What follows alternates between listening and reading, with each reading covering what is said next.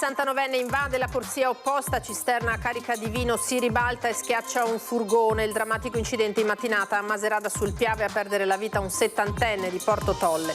La testimonianza dell'autista dell'auto cisterna: la macchina mi è venuta addosso, la conducente era addormentata o distratta, il mezzo pesante è rimbalzato sul guardrail per poi capovolgersi. Dramma nel primo pomeriggio a Valdobbiadene, dove un 56enne è morto mentre stava maneggiando un ordigno della prima guerra mondiale che gli è di fatto esploso tra le mani. Bimba di 10 mesi in ospedale per aver ingerito dell'hashish. I genitori, una coppia di italiani, segnalati alla magistratura dall'azienda sanitaria. Coniugi di San Donà di Piave con imprese nel Coneglianese denunciati per evasione fiscale di 600.000 euro, 190.000 quelli immediatamente sequestrati dalle Fiamme Gialle di Treviso. Le immagini del furto dalla Gigia erano diventate virali. Dopo 2 settimane è stato braccato l'autore. Si tratta di un 43enne italiano arcinoto. Resta alta l'allerta per furti e spaccate. Scoperto grazie alla videosorveglianza bloccata all'uscita della chiesa a Ponzano, 49 denunciato dai carabinieri per aver rubato le offerte dei fedeli. Fiaccolata nel pomeriggio a Montebelluna per la sicurezza sul lavoro, in ricordo di Mattia Battistetti e di tutte le morti bianche. Partenza dal Duomo, arrivo in Piazza d'Armi. Rapina a mano armata alla gioielleria, cacciati di salvati in Corso Italia a Cortina. I ladri fuggiti con preziosi orologi per un valore non ancora quantificato, ma il bottino è ingente. Venerdì sera al Toniolo di Conegliano lo spettacolo Dolomiti, scie di gloria, legato alla mostra inaugurata a Longarone su sci e sport invernali, aspettando Milano Cortina. Buonasera, bentrovati, eccoci in diretta con l'edizione di Treviso dei nostri telegiornali e dunque la cronaca subito col drammatico incidente che si è verificato questa mattina a Maserata sul Piave, a Salettuol, la località nello specifico. L'auto di una donna di 69 anni ha invaso la corsia opposta, una cisterna carica di vino si è ribaltata, ha schiacciato un furgone. Non c'è stato nulla da fare per il conducente di quest'ultimo mezzo.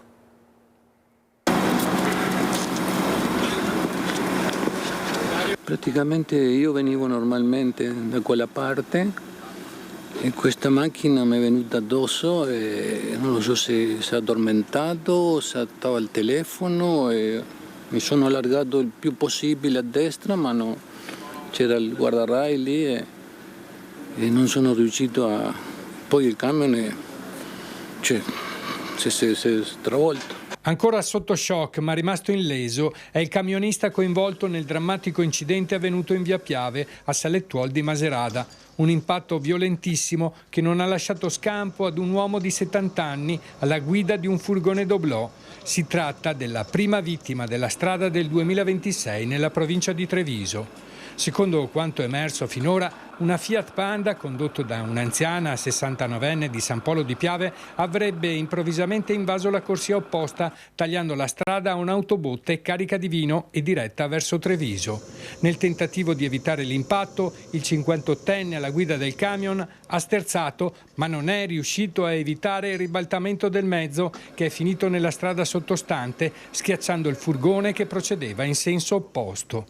Ad assistere alla tremenda collisione anche un altro testimone che conferma la dinamica dell'accaduto. Il camion, appena visto che la Panda gli stava venendo addosso, si è spostato tutto sulla destra, ha preso con le gomme l'erba, ha fatto l'elastico con il guardrail e ha preso la signora sulla sinistra capottandosi. Del furgone noi ce ne siamo accorti quando, dopo aver soccorso la signora, c'è stata una moglie di quello che era dietro di me che è stata là nella vigile eccetera.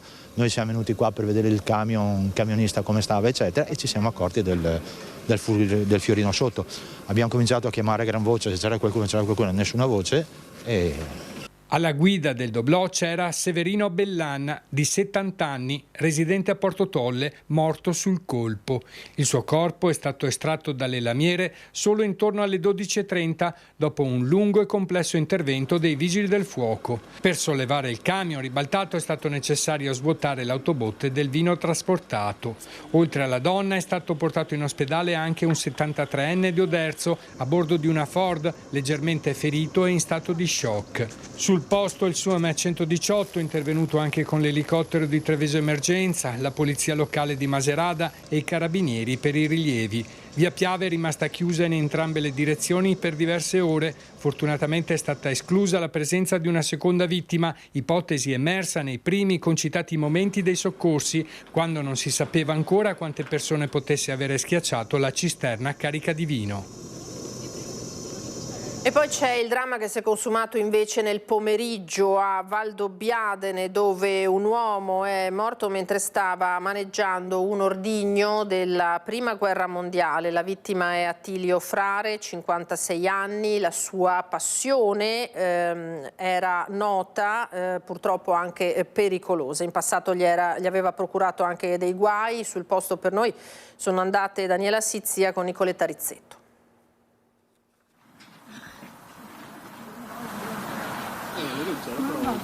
Un botto, ma era forte cortivomi, un botto forte. Ha preso paura?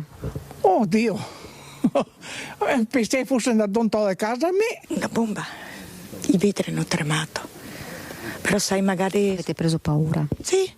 La deflagrazione è stata potentissima e ha scosso il cuore dei Colli del Prosecco, a Guia di Valdobbiadene, una passione fatale spesso ai limiti della legalità, quella costata la vita ad Attilio Frare, 56 anni, morto per l'esplosione di un residuo della Grande Guerra. Durante il maneggio di un ordigno risalente alla Prima Guerra Mondiale, causa un'errata manovra, lo stesso esplodeva e il soggetto decedeva sul colpo.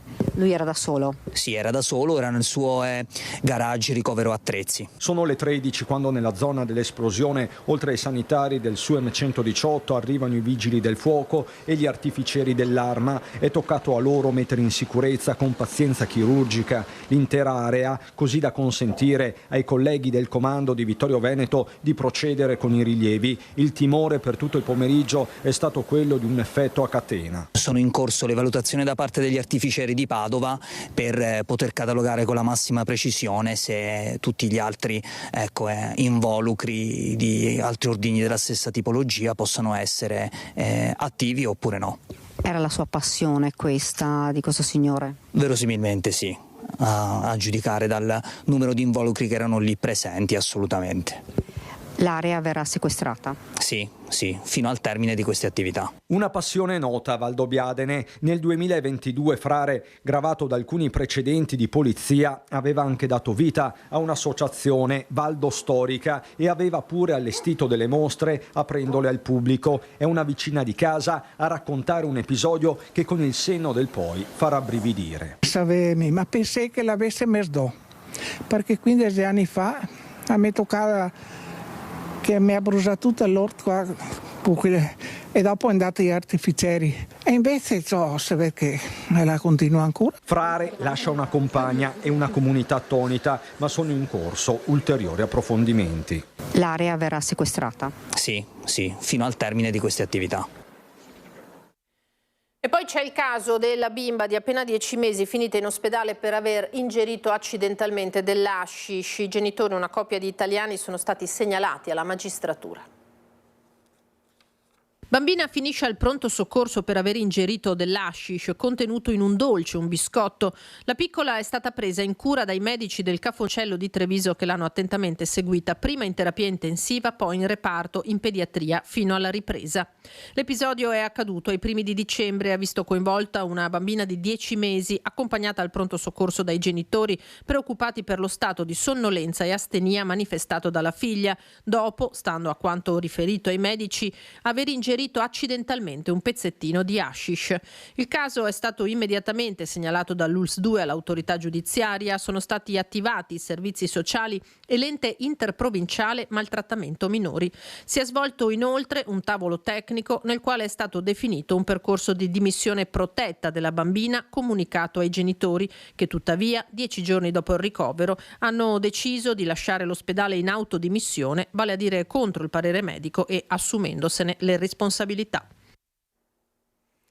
Sono in corso accertamenti sugli attimi davvero di grande paura che ha vissuto un ragazzo di appena 13 anni ieri sera a Treviso, minacciato con un coltello mentre rientrava a casa in bicicletta dopo l'allenamento di calcio. Erano le 19 in viale Orléans a Treviso, dove il ragazzino è stato fermato da 2 coetanei incappucciati che gli hanno intimato di consegnare il denaro che aveva con sé. Di fronte alla minaccia il tredicenne è riuscito a scappare pedalando a tutta velocità. I due lo avrebbero inseguito per un breve tratto prima di rinunciare. Non ha riportato ferite, ma è rientrato a casa sotto shock, con la famiglia intenzionata a sporgere denuncia alla polizia. La cronaca giudiziaria adesso: atti osceni e molestie verso 2 minorenni. A processo c'è un 50enne, si tratta di Vasile Cristea, padre di Lorenzo, il ragazzo assassinato il 4 maggio del 2025 a Castelfranco, a poca distanza dalla discoteca Baita al Lago, uno dei fatti di cronaca più gravi dell'anno appena trascorso. 2 gli episodi che vengono contestati all'uomo, accaduti entrambi nel 2022, uno in zona stazione a Treviso, l'altro a Zero Branco. Cristea avrebbe avvicinato delle adolescenti masturbandosi. A inchiodarlo sono state le riprese delle telecamere di videosorveglianza del capoluogo e un testimone oculare. Disposta una consulenza psichiatrica, avrebbe sofferto di impulsi sessuali incontrollati. Andiamo alla operazione della Guardia di Finanza invece, che ha interessato dei coniugi di San Donà di Piave con svariate imprese nel Coneglianese. Sono stati denunciati per evasione fiscale pari a 600.000 euro, 190.000 quelli immediatamente sequestrati dalle Fiamme Gialle di Treviso. L'esito delle indagini ha consentito infatti di procedere al sequestro di oltre 190.000 euro rinvenuti sui conti correnti della moglie di un soggetto che è stato denunciato dai finanzieri del Comando Provinciale di Treviso per sottrazione fraudolenta al pagamento delle imposte, un reato che prevede la pena fino a 4 anni di reclusione nel massimo. Marito e moglie in combutta per evadere le tasse dovute al fisco. La Guardia di Finanza di Treviso ha denunciato una coppia residente a San Donà di Piave per evasione fiscale di una somma superiore ai 600.000 euro. L'uomo, che risultava formalmente nullatenente, in realtà gestiva varie imprese nel Coneglianese nel settore dell'efficientamento energetico e dirottava sui conti della moglie, assunta fittiziamente come impiegata, tutti i proventi delle attività, sottraendo così al fisco gran parte degli importi dovuti in tassazione. Le attività quindi hanno consentito di individuare le disponibilità giacenti sui conti correnti della moglie e sottoporle su ordine del giudice per le indagini preliminari del Tribunale di Treviso, sottoporle a sequestro. Un'attività che durava da anni e costituita da una rete di società, alcune delle quali con sede fasulla anche fuori provincia, come a Milano, mentre la maggior parte gravava attorno alla città del Cima. La misura cautelare arriva dopo aver ricostruito un ingente debito tributario che l'imprenditore aveva accumulato nel corso degli ultimi anni per oltre 600.000 euro.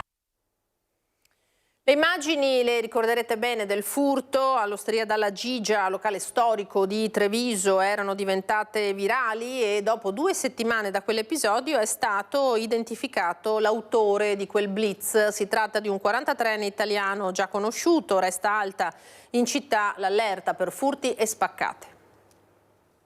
Attraverso l'esame delle telecamere di videosorveglianza interna siamo riusciti a riconoscerlo come quello che ha prelevato il barattolo delle mance all'interno dell'Osteria della Gigia. Mano Lesta ha un nome e un volto. Si tratta di un 43enne italiano residente nell'Interland trevigiano, già noto alle forze dell'ordine, anzi stranoto, con precedenti per furti e aggressioni anche ben più gravi. Soltanto nel corso del 2025 l'uomo era stato destinato di un provvedimento di allontanamento dalla zona rossa istituita nel quadrante della stazione del capoluogo, misura quasi subito violata, con il 43enne che aveva tentato di aggredire un autista di pullman, arrivando anche a danneggiare il tergicristallo del mezzo. Insomma, un anno vissuto oltre il confine della legalità, e si sospetta che altri episodi possano essere a lui riconducibili, sia in città, a Santabona in particolare, che fuori. Non c'è quindi soltanto la Gigia. Con le immagini della videosorveglianza videosorveglianza interna divenute di fatto virali. Stiamo analizzando tutti i dati che abbiamo in possesso per vedere se possiamo addebitare la responsabilità di altri episodi sempre a questo soggetto. Sullo sfondo un inverno segnato da una scia di furti e spaccate, con un malessere ormai generalizzato in attesa del vertice convocato in prefettura e allargato alle categorie economiche. Da parte sua l'Arma rassicura. Abbiamo sempre ogni giorno almeno 100 pattuglie sul territorio, parliamo della provincia principalmente, ma anche per quanto riguarda la città. Chiaramente noi contribuiamo insieme alla Polizia di Stato al controllo settoriale del capoluogo, e questo, come dicevo, ci consente di esprimere ogni giorno sul territorio un numero di personale sicuramente adeguato a quello che sono le esigenze di carattere operativo e soprattutto per la sicurezza del territorio.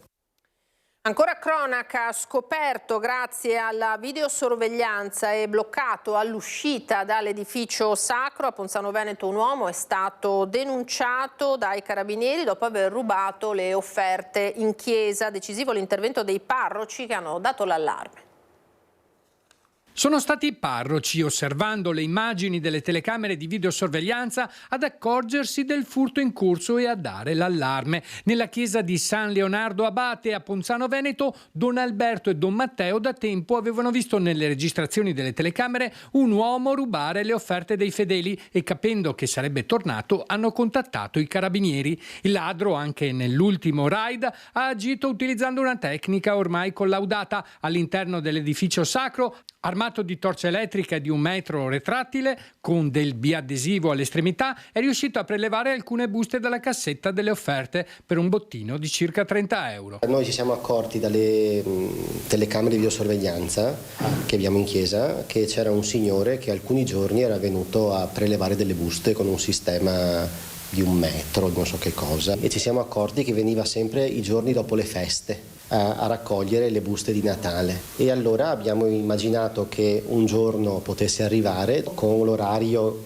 a cui si era sempre presentato, verso l'ora di pranzo, e allora noi dalle telecamere abbiamo visto che entrava. Abbiamo chiamato i carabinieri subito, i carabinieri sono arrivati. I carabinieri sono intervenuti in pochi minuti e hanno fermato l'uomo all'uscita dalla chiesa. Si tratta di un 49enne di origine marocchina residente a Villorba, denunciato per furto. Dagli accertamenti è emerso che l'uomo ha diversi precedenti per furti, rapine e spaccio di sostanze stupefacenti. Cambiamo tema, parliamo di emergenza casa e senza tetto. Effettuato il sopralluogo dei vigili urbani a Treviso nel capannone della parrocchia di Monigo, che si è offerta di ospitare i senza fissa dimora. Potrebbero arrivare 40 nuovi posti letto e si attende adesso il nulla osta. Allora il prefetto, come ha detto ieri, ha mandato i vigili, hanno guardato se non ci sia moltissime robe da mettere a posto, eccetera. Comunque adesso attendiamo che il prefetto, a seguito della visita di vigili, ci dica ufficialmente cosa bisogna fare perché il capannone sia in regola. E se questo è possibile farlo, metterlo in regola, con le associazioni vedremo come risolvere anche l'altro problema della vigilanza. In attesa che da prefettura e questura arrivi il nulla osta, Don Giuseppe, parroco di Monigo, si sta preparando ad accogliere nella sua struttura fino anche a 40 persone, tra i migranti senza fissa dimora. Persone che, stante la prossima chiusura del dormitorio di Sant'Egidio, potrebbero trovare accoglienza proprio qui. Ma il numero esatto lo dirà proprio la prefettura. Anche questo dipenderà dalla valutazione dei vigili, dai metri quadri e tutto quanto, quindi anche su questo attendiamo risposte. Comunque un buon numero, penso si ipotizzava 40, ma anche se sono 30, insomma, sempre un numero perché è grande il capannone. Un gesto di accoglienza, dice il parroco, considerato normale per la sua comunità, che offre molti servizi, dai corsi in bici per i migranti fino a quelli di lingua, oltre naturalmente ai posti letto e all'accoglienza. Qui ho delle persone col MOMI, ma anche altre che sono particolarmente sensibili a queste cose. Difatti abbiamo anche accolto una famiglia africana col corridoio umanitario della Sant'Egidio. 4 anni fa, sono stati qui 2 anni in canonica lì da me, e devo dire che in tutte le iniziative non ha mai trovato opposizioni, quindi i parrocchiani ho sempre sostegno, per questo mi ho offerto anche questo capannone, anche su sollecitazione di alcuni parrocchiani. E ci sono stati invece degli sfratti a sorpresa questa mattina ai civici 16, 18 e 20 di Via Pisa. Una famiglia composta da genitori e 2 figli maggiorenni è stata messa alla porta, mentre per una seconda famiglia con figli minorenni si è riusciti a impedire lo sfratto. Stamattina alle 8 e mezza si sono trovati sotto casa mia, bussando forte, facendo un po' con forza. E io cercavo spiegazioni, ma non davano spiegazioni. Mi hanno buttato fuori con forza, fate le valigie, che dobbiamo cambiare la serratura e tutto quanto. Sami Zogai è un ragazzo kosovaro, oggi cittadino italiano, che vive dal 2017 al civico 18 di Via Pisa. Ha sempre pagato regolarmente l'affitto, ma da oggi non ha più casa.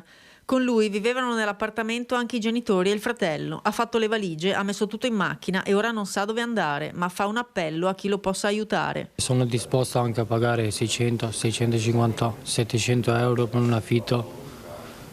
A riguardo sto cercando urgentemente, perché da come si vede la situazione qua è tragica, non solo per me, non parlo solo singolare per me stesso, ma qua ci sono anche ben tante persone con famiglie, figli, piccoli e tutto e di più. Sorte migliore ha avuto Habibi, anche lui kosovaro, da 20 anni regolare in Italia. La moglie, in attesa del terzo figlio, aveva appena accompagnato le altre 2 bambine a scuola quando, rientrando, ha trovato la sorpresa a casa, forze dell'ordine e fabbro che gli ha cambiato la serratura. Le associazioni intervenute sono riuscite a fermare lo sfratto, che però gli è stato promesso a breve. No.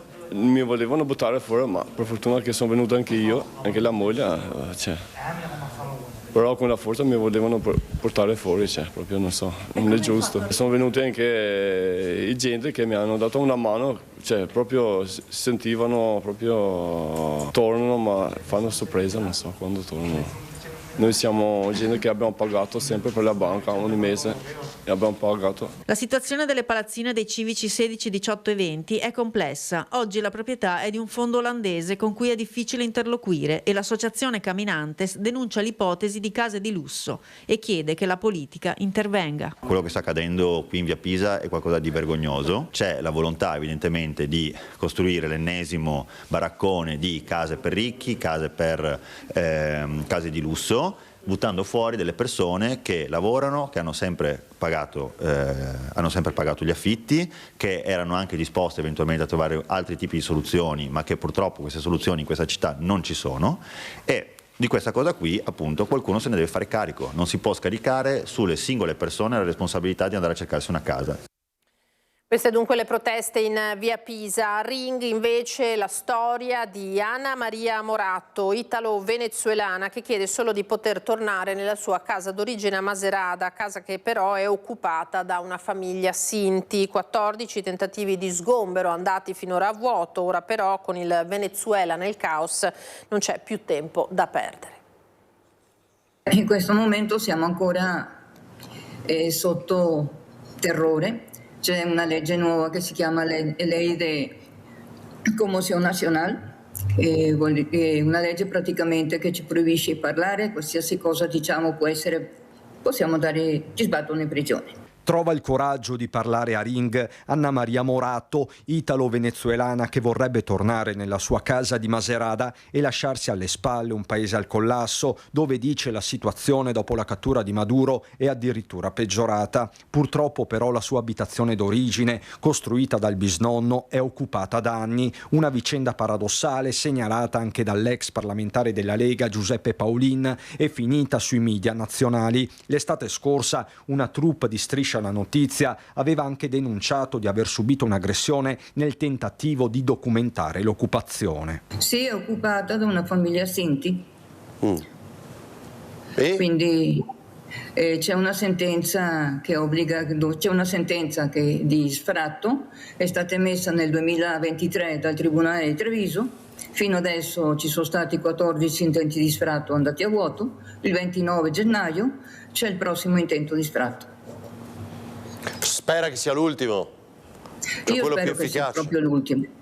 Come mai non sono mai riusciti a effettuare questo sfratto? Guardi, vorrei saperlo anch'io. L'immobile era stato affidato a uno zio che a sua volta lo aveva ceduto incomodato alla famiglia Sinti. Procura e contratto sono stati però revocati e ora Anna Maria chiede solo di ritornare a Macerata e scappare da un Venezuela precipitato nel caos. Lei che è e si sente trevigiana. Perché vuole tornare in Italia, Anna Maria, lei? Beh, perché quella è casa mia. E senta... È vero che sono nata in Venezuela, però io ho studiato, ho fatto le elementari a Candelù e poi ho finito le elementari nel collegio di Pederobba, Casa del Sole.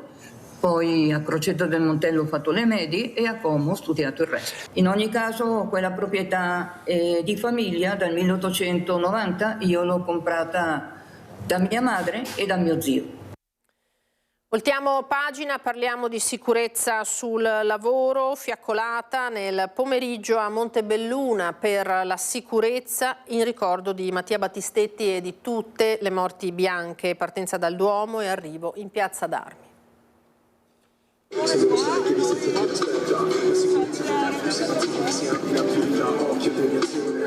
Continuano ad esserci tantissimi infortuni e tanti anche morti sul lavoro. Anche quest'anno è partito con purtroppo già dei morti sul lavoro. Avevamo pensato a questa iniziativa, a questa fiaccolata, proprio con l'auspicio che ci sia veramente un'attenzione maggiore nel 2026 e che si lavori tutti assieme, istituzioni, sindacati, aziende, per cercare di migliorare e soprattutto per cercare di raggiungere veramente un obiettivo comune. Questo è un grido della famiglia, ma un grido anche dei sindacati. Non si può andare a lavoro e non tornare. Non si può andare a lavoro e non tornare perché purtroppo sta diventando, non diciamo un problema, ma diciamo comunque una cosa molto che aggredisce le famiglie in realtà. Noi siamo molto coinvolti, stiamo utilizzando i nostri delegati sul territorio, stiamo interessando le istituzioni, le associazioni editoriali con quali stiamo cercando di stringere comunque ulteriori accordi. Abbiamo voluto fare questa fiaccolata sul tema sicurezza proprio perché vogliamo che questa luce di speranza non si perda. Noi vogliamo che questa speranza, questa luce diventi una certezza che sia fatta di sicurezza nei posti di lavoro, che sia fatta di formazione, che sia fatta di informazione e di cultura della sicurezza.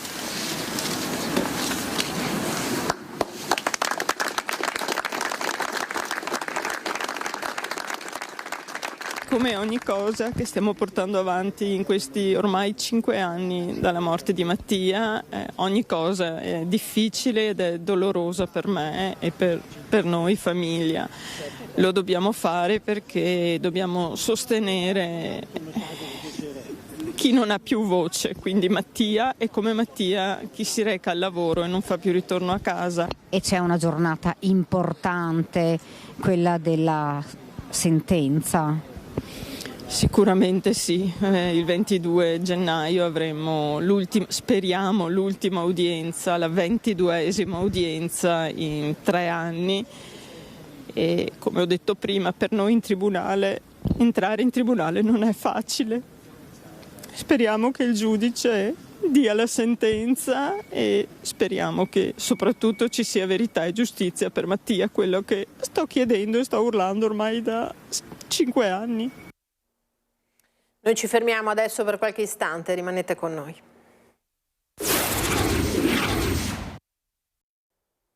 Ben ritrovati, edizione di Treviso dei nostri telegiornali. Si è concluso con esito positivo, facciamo un'incursione nella politica regionale, il vertice tra il Presidente del Veneto Alberto Stefani e il Vicepresidente del Consiglio e Ministro delle Infrastrutture e dei Trasporti Matteo Salvini sul tema della holding autostradale.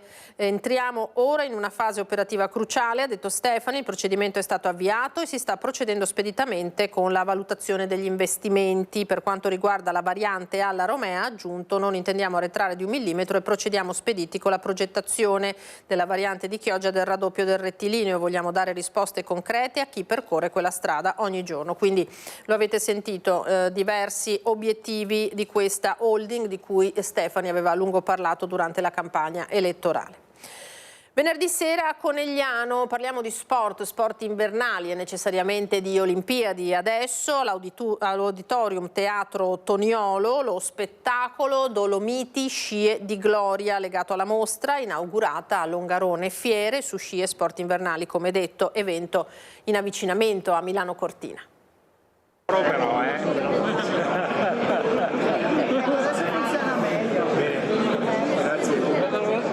Dalla campionessa olimpica Manuela Di Centa allo scrittore Mauro Corona. A Longarone e Fiere Dolomiti, accompagnata da ospiti d'eccezione, l'inaugurazione della mostra internazionale dello sci e degli sport invernali Scie di Gloria, progetto realizzato in vista delle Olimpiadi e Paralimpiadi di Milano Cortina. Motore dell'iniziativa il Circolo Cultura e Stampa Bellunese, presieduto da Luigino Boito, che parla di evento proiettato al futuro di un territorio, la provincia di Belluno, le Dolomiti, che può rinascere, rivivere, rigenerarsi.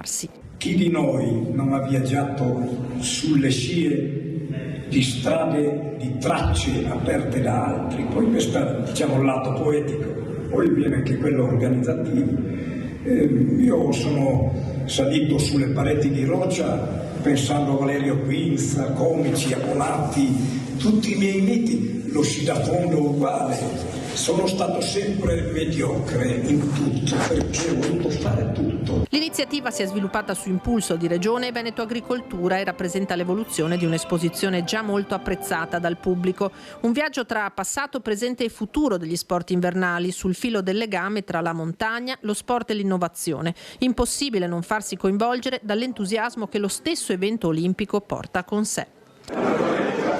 Ecco, un campione olimpico, vice campione olimpico, mi sono allargato un po', che filma a Scie di Gloria, guardate che onore.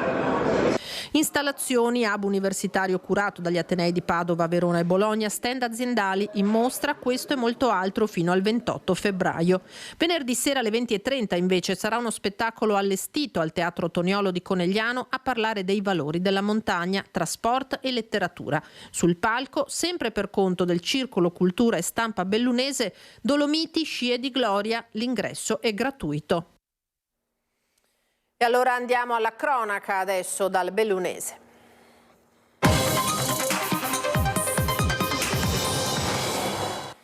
Partiamo dalla rapina a mano armata che si è verificata questa mattina alla gioielleria Cacciari Salviati in Corso Italia a Cortina d'Ampezzo, ladri fuggiti con preziosi e orologi per un valore non ancora quantificato, ma il bottino sarebbe ingente.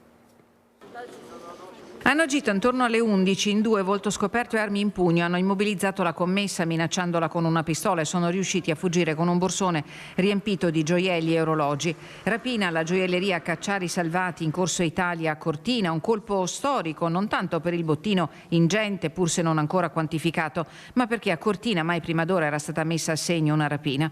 I ladri non sarebbero di nazionalità italiana, sono fuggiti a bordo di un'auto risultata rubata nell'est Europa che era stata parcheggiata poco distante vicino alla pasticceria Lovat e che è stata ritrovata abbandonata in una zona defilata dove quasi certamente ce n'era un'altra ad attenderli, probabilmente con un complice. Nessuno pare essersi accorto di quanto stava accadendo nel prestigioso negozio. Solo quando i malviventi se la sono data a gambe, anche la commessa è riuscita ad uscire e a dare l'allarme.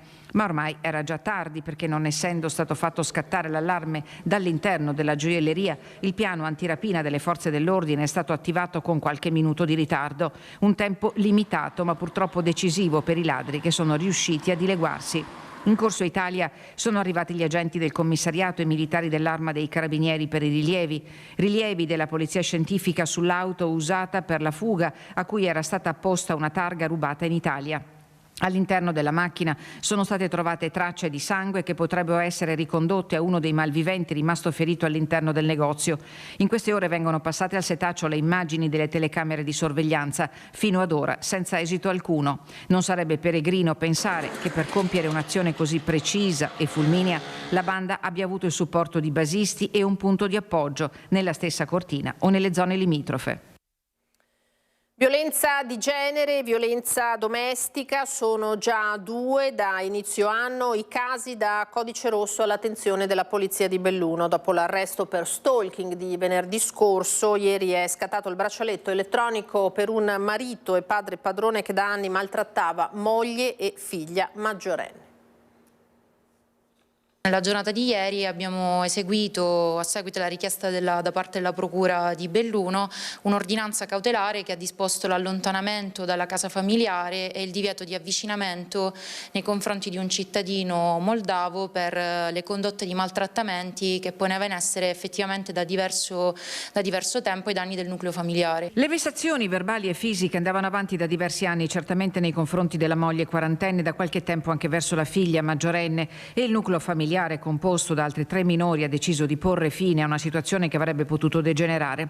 Il 27 dicembre scorso la donna con i suoi 4 figli si è rivolta alla questura per chiedere aiuto. Le indagini svolte dalla squadra mobile coordinata dalla Procura hanno consentito di ricostruire i maltrattamenti e martedì gli agenti della mobile hanno eseguito la misura cautelare. Dopo l'arresto per stalking di venerdì scorso sono già 2 i casi da codice rosso da inizio anno all'attenzione della Polizia di Belluno. Una quarantina quelli riferiti al 2025, segno che, come afferma il questore della Rocca, l'impegno sulla prevenzione per far emergere il sommerso comincia a dare risultati importanti nel bellunese, a fronte di almeno un 90% che resta ancora fra le mura domestiche. I casi appunto di codice rosso circa 40, ma la questura comunque risponde bene anche con una forte attività di prevenzione di cui si occupa quindi la divisione anticrimine, tant'è che appunto sono stati fronteggiati la maggior parte di questi casi anche con delle misure di prevenzione adottate da parte del questore, in particolar modo gli ammonimenti. Una forma di tutela per così dire anticipata nei confronti della vittima, che è strumento di prevenzione importante. Nel 2025 gli ammonimenti del questore sono stati 18. Questo è il segno appunto che i cittadini ormai iniziano a conoscere quali sono gli strumenti per poter fronteggiare queste situazioni e si rivolgono a noi appunto per cercare aiuto. Un aiuto che può essere chiesto anche attraverso l'applicazione per smartphone YouPol, che si sta rivelando vincente quale strumento di prossimità per chi si trova in difficoltà e non può raggiungere fisicamente gli uffici della Polizia di Stato. E alle donne che ci ascoltano vorrei dire di non avere paura, di farsi avanti e di non provare vergogna nel raccontare la loro storia, perché un aiuto è sempre bene chiedere un aiuto, mai rimanere da sole, oppure raccontare, magari se si ha paura di avere un approccio iniziale magari con noi, quantomeno raccontare qualcosa a un'amica, a un parente, anche perché potranno essere poi loro a venire da noi. Non è trapelata invece alcuna notizia dall'autopsia eseguita oggi sulla salma di Pietro Zantonini, il vigilante di 55 anni morto in cantiere la notte dell'8 gennaio allo Stadio Olimpico del Ghiaccio a Cortina. Nel pomeriggio a Palazzo dei Rettori i sindacati di categoria hanno incontrato il prefetto. Abbiamo proposto di istituire un tavolo provinciale in prefettura che tratti proprio il tema della vigilanza e della sicurezza all'interno del settore di vigilanza. È un risultato importante per una provincia come la nostra e crediamo che questo risultato possa essere apripista rispetto a un tema che è nazionale e possa far partire altre province sul punto sicurezza in un settore importante e difficoltoso come questo. Belluno apripista in Veneto sul tema della sicurezza nel settore della vigilanza. Mai prima d'ora erano state accolte le richieste dei sindacati di categoria Filcams, Fisascat e Wiltux per l'apertura di un tavolo a garanzia e salvaguardia della salute e della sicurezza di chi opera nel settore della vigilanza privata. Al prefetto Rocco Berton sono state evidenziate le criticità del settore. Abbiamo tantissimi lavoratori, anche in questa provincia stiamo parlando di circa 200 lavoratori che lavorano con orari di lavoro non regolari, che devono fare dello straordinario e dove tante volte si trovano a non avere rispetto della salute e sicurezza perché fanno fatica a conciliare tempi di vita e di lavoro. C'è voluta la tragedia di giovedì scorso al cantiere olimpico di Cortina per smuovere le acque. Pietro Zantonini, 55 anni, da tempo riferiva alla moglie che le condizioni di lavoro erano logoranti.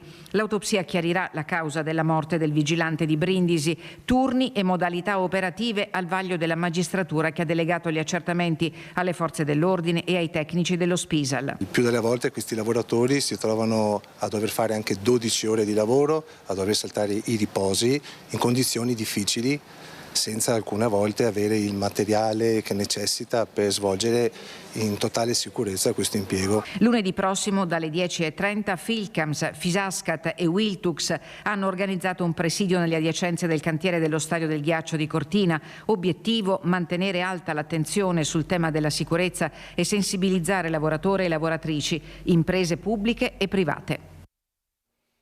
La politica cittadina adesso, Fratelli d'Italia perde i pezzi a Palazzo Rosso. Armando Stefani ha lasciato il gruppo consiliare per aderire al misto, nota al vetriolo del partito guidato dal commissario Alessandro Urzì.